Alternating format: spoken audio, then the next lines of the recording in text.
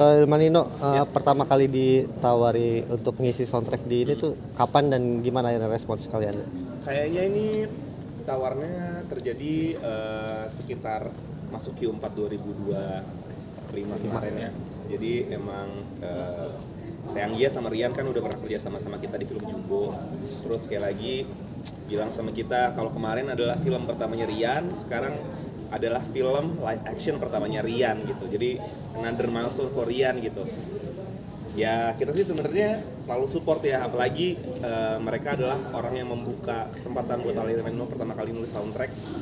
Waktu kita diajak ngobrol, awalnya masih ngeraba karena sama seperti waktu film Jumbo, sebenarnya ketika kita ditugaskan untuk bikin filmnya, kita tuh belum dikasih tahu apa-apa tentang filmnya, nggak cuma dikasih lihat apa ya, cuma kayak ceritanya, mood board aja sih, mood board aja. Tapi yang jelas waktu itu mereka memang udah dari awal ngasih tahu kalau perbedaannya dengan Jumbo, kalau Jumbo lagunya tuh kayak kesimpulan cerita besarnya Jumbo. Kalau di film Nawila lagunya ini bercerita tentang satu adegan yang spesifik gitu, adegan dimana Dul akhirnya terlihat kakinya berganti dengan kaki palsu gitu, kaki kayu.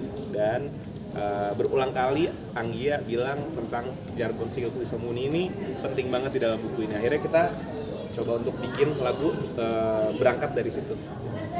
Dari aransemen sendiri kayaknya lebih ke 60-an ya, ada unsur-unsur kayak gitu ya. Itu emang kesepakatan kalian atau seperti apa?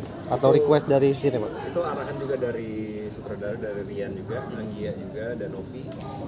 Mereka pengen bikin moodnya, suasananya seperti vintage, klasik tahun 60-an. Itu dimana akhirnya kita membuat musik yang sedikit bunyinya, genrenya tuh ragtime. Dan ada suasana jazznya juga, era-era 60-an. Coba lo jabarin biar nggak pada salah tulis. Iya, oke. Ragtime Ragtime itu RAG. Ragtime. Mas, berarti terkait proses kurasi, kayak tadi kan saya sempat dengar ada lagunya Nona Ria ya, Sur Pelangi sama Lilis Suryani ya? Iya, betul. Itu apakah Mas yang ngekurasi atau berdasarkan request dari? Enggak sih. Jadi kemarin waktu kita tanya sama Anggia, ada soundtrack lain nggak di film ini? Kalau original soundtracknya cuma kita yang tulis, tapi dia emang waktu itu ngasih tahu ada lagunya Nona Ria dan juga lagunya Lilis Suryani. Jadi itu lumayan bikin kita jadi punya gambaran referensi sih. Berarti untuk terkait proses penggarapan soundtrack itu makan waktu berapa lama nih Mas? Wah, ini soalnya kemarin kan ini kilat banget. Ini juga Mas lagi disibukin juga kan Betul. sama konser. Sama konser, benar. Kita berapa lama ya bikinnya?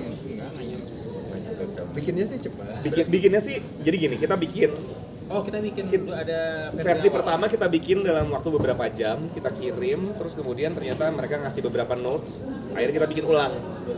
Nah, bikin ulangnya itu mungkin sampai jadi akhirnya total mungkin sekitar semingguan. Seminggu ya? Iya.